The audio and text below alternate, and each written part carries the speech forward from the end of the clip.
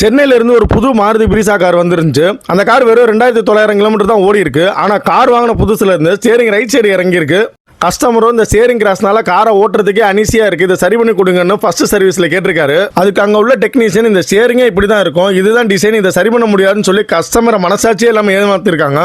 கஸ்டமரும் நம்ம வீடியோ பார்த்து ஒரு நம்பிக்கையில் நம்ம கிட்ட கொண்டு வந்தாரு. நான் காரை உள்ள ஏற்றி 4 வீலுக்கும் சென்சார் டார்கெட்டை மாட்டி ரன் அவுட் ப்ராசஸை பண்ணி முடிச்சுட்டு கேசர் ப்ராசஸ்க்காக ஸ்டீரிங்கை லெஃப்ட் ரைட் திருப்பிட்டு ஃபைனலாக சென்டர் பண்ணும்போது ரீடிங்கை பார்க்குறப்ப பெருசாக எந்த ஒரு மாற்றமும் இல்லை. ஆனால் ஸ்டீரிங் மட்டும் ரைட் சைடு இறங்கி இருந்துச்சு. நான் வழக்கம் போல ஸ்டீரிங்கை ஷேக் பண்ணி சென்டர் வச்சு ஸ்டீரிங்கை லாக் பண்ணேன். பிறகு கார் இன்ஜினை ஆஃப் பண்ணிட்டேன். இப்போ டோர் ரீடிங் ஃபுல்லாக லெஃப்ட் சைடு இறங்கி இருந்துச்சு. நீங்கள் பார்க்குற இந்த என்ட்ராய்டு மூலமாக டோர் ரீடிங் அட்ஜஸ்ட் பண்ணி கொண்டு வந்து 2 பக்கமும் டைட் வச்சேன். இப்போ ரீடிங் சரியாயிடுச்சு. ஸ்டீரிங்கும் பார்க்க நேராக தான் இருந்துச்சு. கஸ்டமரை காரை ஓட்ட சொல்லி கூட போனேன். முதல்ல அவருக்கு ஸ்டீரிங் சென்டர் வைக்க வரல.